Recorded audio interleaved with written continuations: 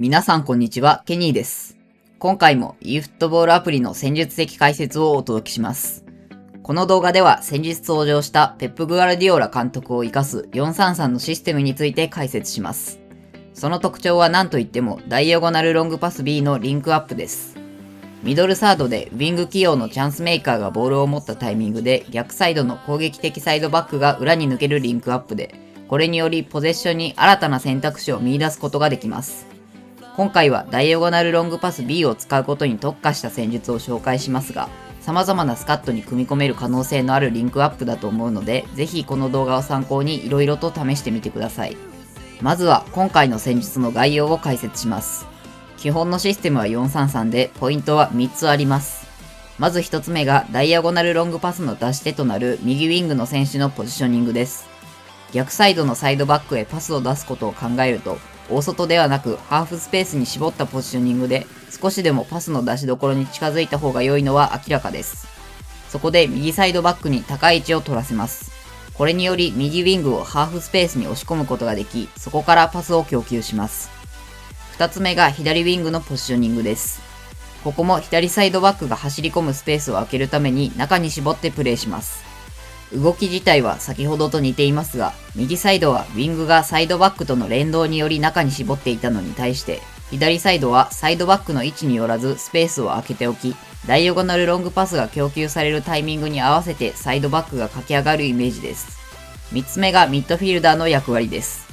ここまで解説したように、今回の戦術は両サイドバックが高い位置を取る非常に攻撃的なシステムです。ただ、どのような戦術にも相手のカウンターに対する備えが必要で、今回はそれを3人のミッドフィルダーが担います。通常の433であれば、インサイドハーフは攻撃的な役割ですが、今回は3人とも守備的にプレーし、中央の深い位置で2人のセンターバックとともに5人のユニットを作ることでカウンター対応を行います。以上が今回の戦術の概要です。続いてこれらを実現するためのスカットを解説します。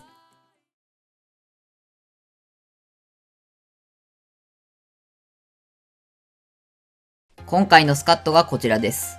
まず、ペップ・グアルディオラはポゼッションとサイドアタックの2つのチームスタイルが使用可能ですが、今回はポゼッションを使用します。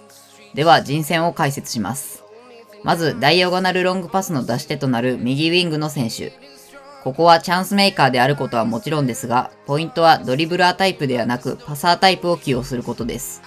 距離の長いパスを安定して成功させるためには90以上のパス数値に加え、バックスピンロブのスキルが必要になります。また、選手指示でディフェンシブを設定し、ボールを受けに来る動きを最大化し、パスを供給することに特化します。ここに良い選手がいない場合には、先日報酬で配布されたイスコが最適なので、ぜひ試してみてください。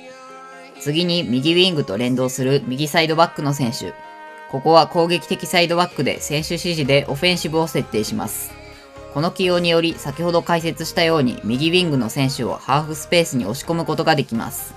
次にダイアゴナルロングパスの受け手となる左サイドバックの選手。攻撃的サイドバックであることはもちろん、ここはとにかくスピードとクロスの質を重視します。今回の戦術は左サイドからの攻撃がほとんどです。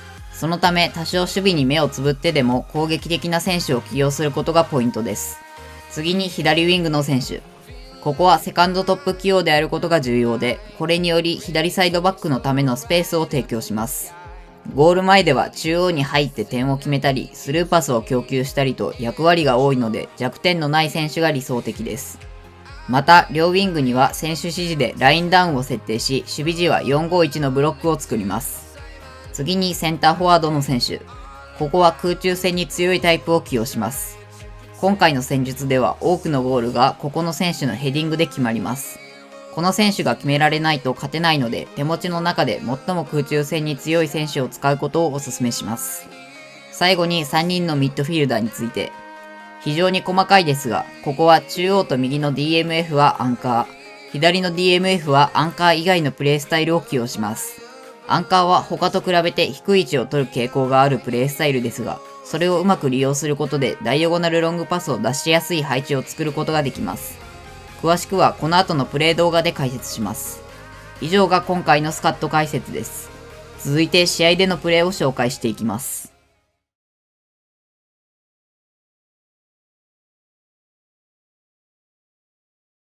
まずは今回のメインであるダイアゴナルロングパスを供給する場面について解説していきます。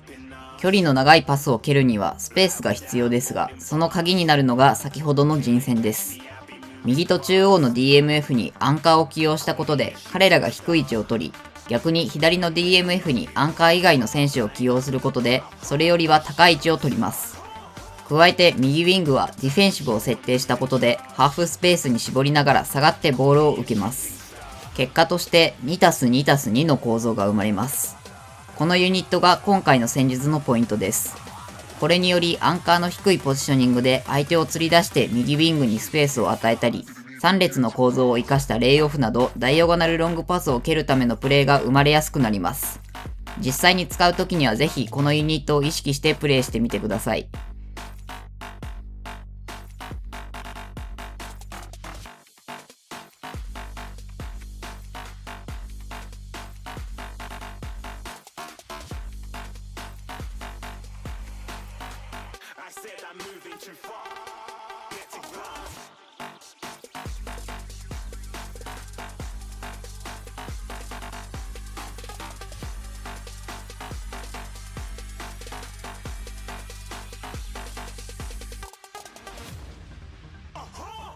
Looking at a shooting star. Got more than a couple of people going mad. I swear they're rooting hard. Tell them I'd be big in the game like she went and got them breast implants. I said I'm moving too fast, didn't even get a glance. I'm ready to eat up track like I'm seated in a restaurant.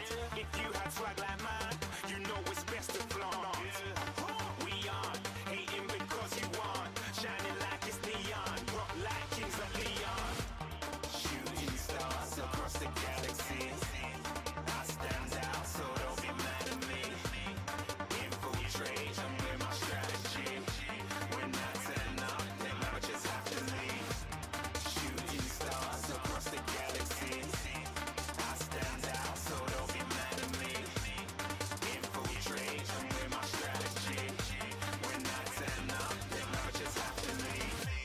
Yeah, shooting. Yeah, shooting.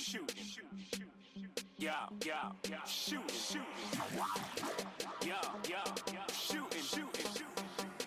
Yeah, shooting shots.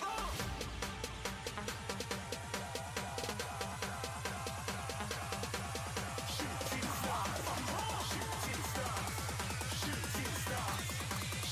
stars. Didn't even get to cross.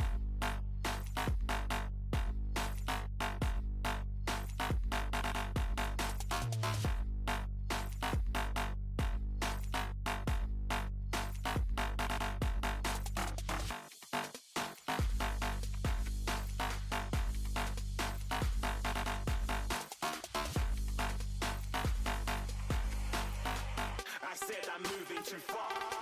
Get to glass.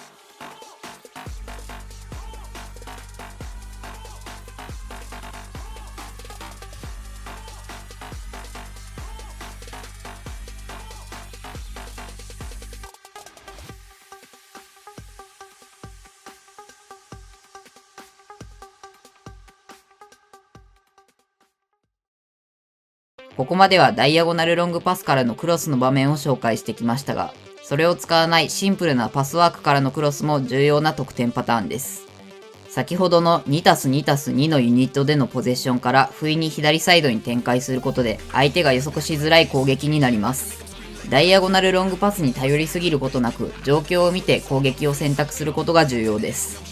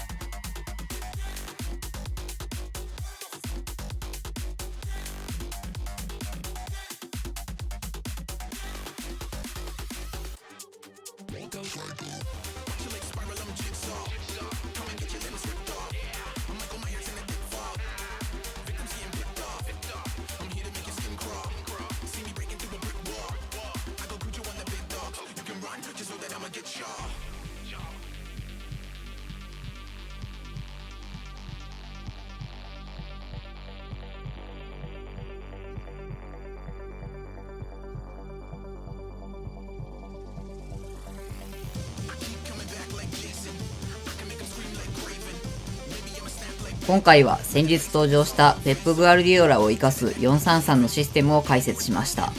ダイアゴナルロングパス B は他の戦術にも自然な形で組み込みやすく、かなり可能性のあるリンクアップだと思います。今後もこれを活かした戦術を考えていくので、ぜひペップを獲得しておいてください。では今回の動画は以上になります。最後までご視聴いただきありがとうございました。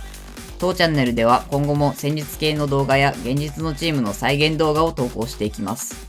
興味があったり参考になった方はチャンネル登録、高評価をよろしくお願いします。